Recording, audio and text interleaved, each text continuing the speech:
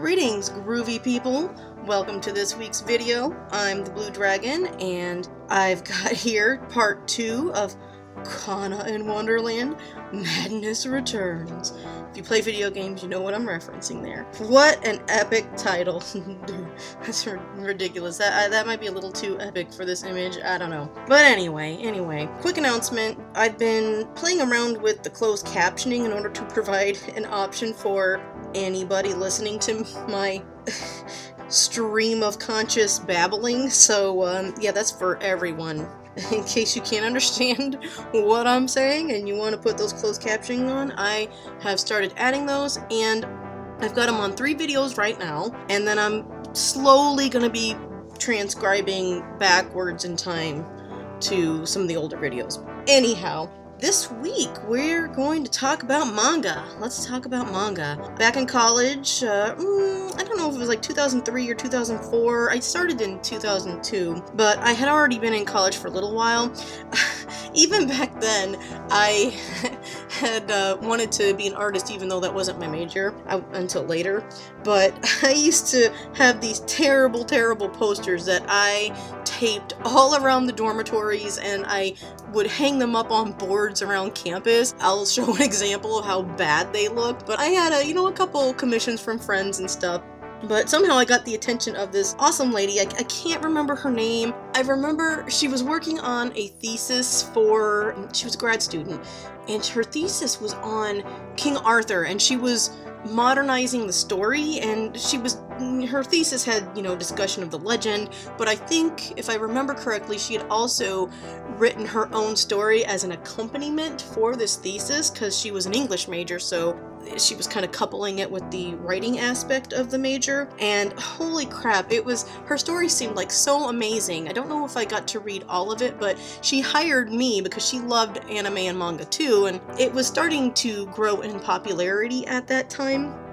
And she wanted me to draw a bunch of her characters, like Morgana Le Fay and Arthur, and she had like a bunch of other characters from the mythology or the legend. And it was, if you ever watch this video, I can't remember your email. I no longer have that old Blue Dragon Hotmail email account, so if you're watching this video, contact me, please. I can't remember your name. I know your email had something to do with rabbits or Usagi or something. Contact me, and I will give you updated, better looking drawings, or at least a drawing, because they were terrible, those originals. I'm sorry. And you paid me for it too. You were an amazing person, wherever you are. But anyway, she and I talked a lot about manga and anime, and she turned me on to Watase's Fushigi, the Mysterious Play. And from there, I really liked the first part of the anime and the first part of the manga. I'm not gonna get into a review of Fushigi. There were a lot of elements that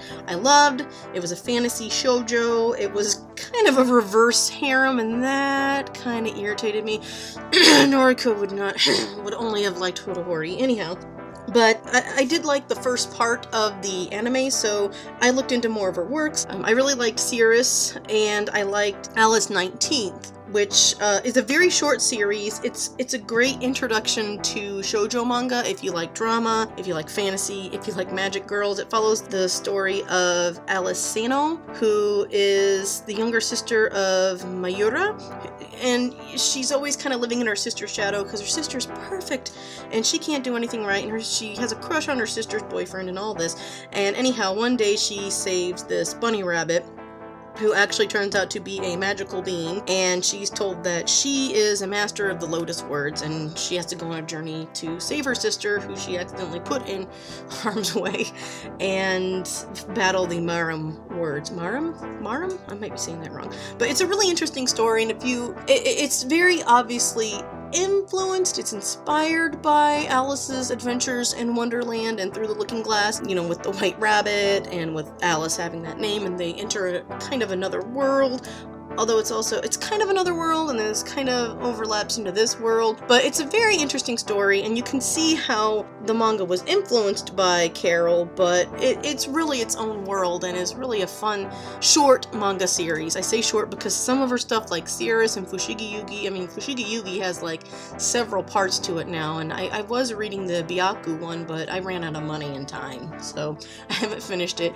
It was okay. Sometimes she gets a little tropey, and I liked Alice 19th in its entirety, and I even have a friend who's not a very big manga fan who also really liked Alice 19th. So if you're not necessarily, maybe you're not big into like the tropes of anime or manga, you might like Alice 19th. So that's a little bit of a review. I just kind of touched upon it, but I mentioned that I was going to talk a bit about manga last week. I promised that.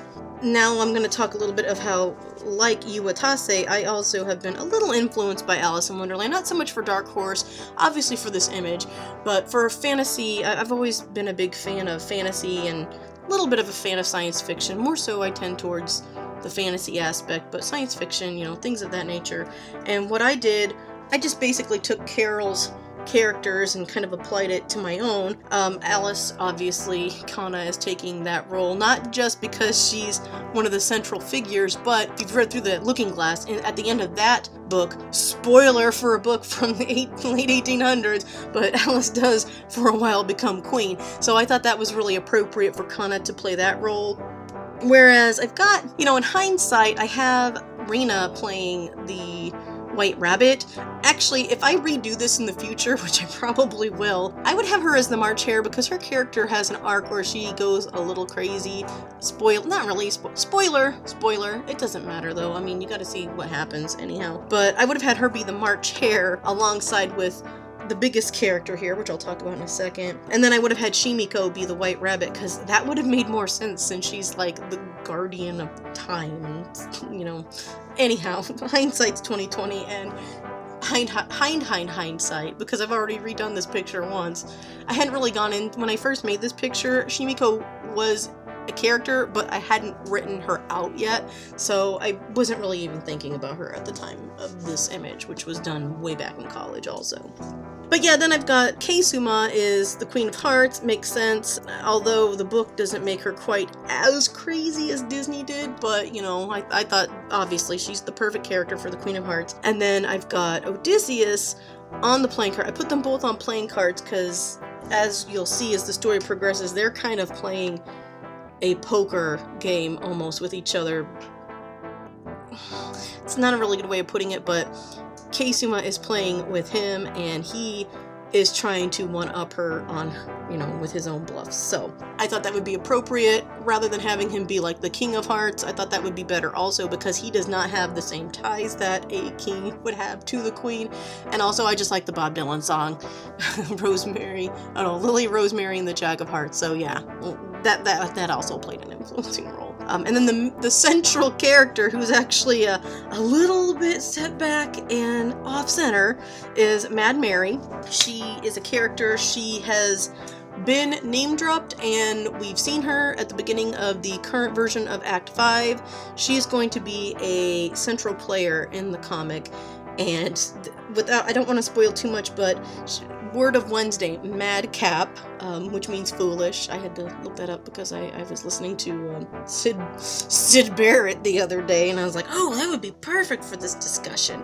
But she's very madcap, as is the Mad Hatter. It was very foolish of him to insult time. And while she is insane, she also is very she becomes a very foolish character in spite of who she was before she went a bit mad. And she's gonna have her own story arc in Dark Horse, so a little bit of hinting at what's to come in the story, a little bit. Yeah, so thank you guys. I think that's about it for this image. I think I've covered everything that I wanted to talk about. Next week, next week what I'm gonna do is I'm gonna be doing an inking of an image for a contest. And then I'm going to be discussing a webcomic on Comic Fury, one that I'm entering a contest for, and kind of, not really a review, but kind of send some people their way.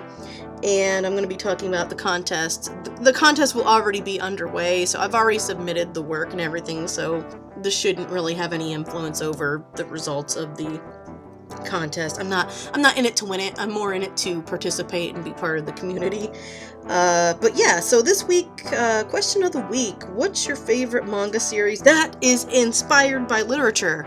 Not just your favorite manga series. This could be that's Takeru Susanoo Sword, something about the Susanoo Sword, that I think is based on a piece of literature in Japanese culture. There's Alice 19th as an example, Dragon Ball vaguely, Sayuki vaguely. Both of those are based on some scroll stories from China.